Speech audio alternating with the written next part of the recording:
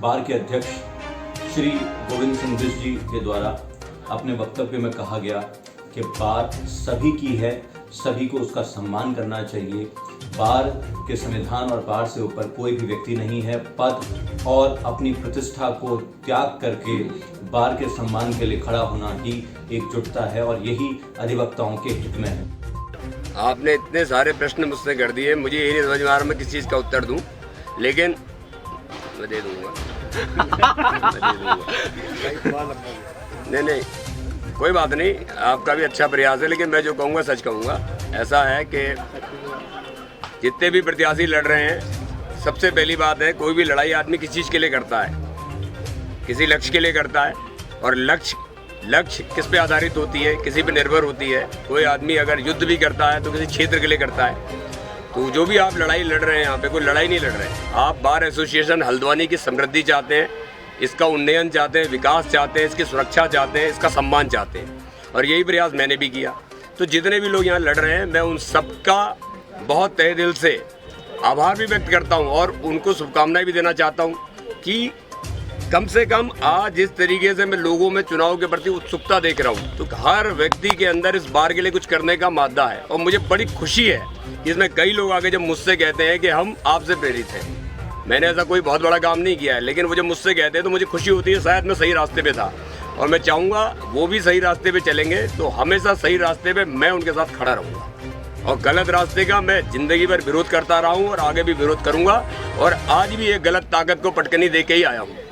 और आप लोगों की सहारे से, आप लोगों की एकता से, आप लोगों के सहयोग से, क्योंकि मैंने यहाँ जो भी कार्य किए, मैं कभी नहीं कहता कि मैंने किए, हम सब ने मिल के किए। आप लोग एक बात सुनिए, उम्मीदें कौन देता है? आपसे कोई प्यार करता है तो साबित करने का भार आपके ऊपर आ जाता है, और आप सोचते हैं कि मुझसे जितना प्यार करता है मैं उससे दुगना करूँ।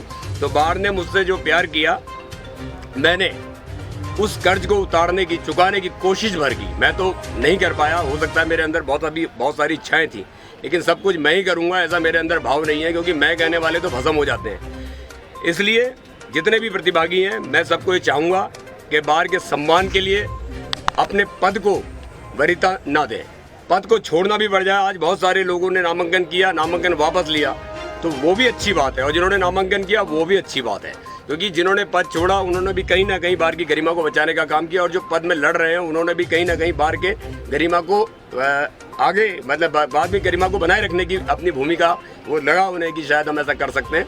तो मेरी शुभकामनाएं उनको भी है। लेकिन मैं एक बात कहना चाहता हूँ कि व्यक्तिगत पदों में कभी भी, बार हमारी माँ है और यहाँ का एक एक अधिवक्ता हमारा भाई है, इसलिए कभी भी ऐसे व्यक्तिगत आक्षेप ना लगाएं कि भाई भाई का दुश्मन हो जाए और बार की छवि प्रभावित हो, बार की गरिमा प्रभावित हो। कोई भी चुनाव बार से बड़ा नहीं है, और ये मेरी हमेशा लड़ाई रही कि बार के सम्मान की कीमत पर मैं कभी भी किसी भी राजनीति को पसंद नहीं करता था, और जो व्यक्ति बार की गरिमा के सम्मान की कीमत पर राजनीति करेगा, मैं उसे भी कभी पसंद नहीं करूँगा। तो हम सभी लोग खुश हैं। अदरवाइज एक पेलमेल सिचुएशन हो रही थी कि यार क्या होगा, हम लोग इतने लोग गैदर हो रखे हैं, इतने सारे कैंडिडेट्स की मेहनत लगी हुई थी। कुछ कैंडिडेट्स कल डिक्लेयर भी हो गए थे विनिंग, और कुछ आज विन हो गए थे। तो एक तरह से तो ये पिटिशन कल ही इन्फ्रक्चुअस हो गई थी। अब ठीक है, एक जुडिशियल प्रोसेस का पार्ट था, तो कोर्ट ने तो हियरिंग करनी ही थी, से मिलकर ही बार है। हम ही ने एक संविधान में अमेंडमेंट किया था, as per law, as per our rights, और वो अमेंडमेंट कोई गलत भी नहीं था, क्योंकि हम सभी की इच्छा से हुआ था और ज़रूरी अमेंडमेंट था। तो आज कोर्ट ने एक तरह से उसको सर्टिफाई किया है, उस पर कोई इंटरिम रिलीफ ना देकर। तो I wish very good and healthy atmosphere to all my colleagues, all the candidates. Let's see for the better. जी, अभी तक जितने भी हमारे वरिष्ठ अधिवक्ता रौतेला जी ने जो भी बातें बताई, वो हमारे सीनियर भी हैं, और उन्होंने जो बताया काफ़ी हद तक वो चीज़ें सबके सामने आ चुकी हैं। मैं सिर्फ इतना इसमें कहना चाहूँगा अतिरिक्त कि ये एक बहुत अच्छा उदाहरण आज हल्द्वानी बार ने स्थापित कर दिया है, ताकि आने वाले काफ़ी लंबे समय तक इसको एक नज़ीर मानते हुए कोई आदमी इस तरीके की हरकतें करने की सोच भी नहीं सकता। तो इसके लिए हल्द्वानी बार को बहुत बहुत बधाई और साधुवाद। कि बार का तो इलेक्शन हर साल होता है, बार का इलेक्शन ऐसा होना चाहिए जो भी प्रत्याशी बने एडवोकेट्स के लिए उसे काम करना चाहिए। ये नहीं कि बार का इलेक्शन हुआ वो बन गया उसके बाद वो भूल गया।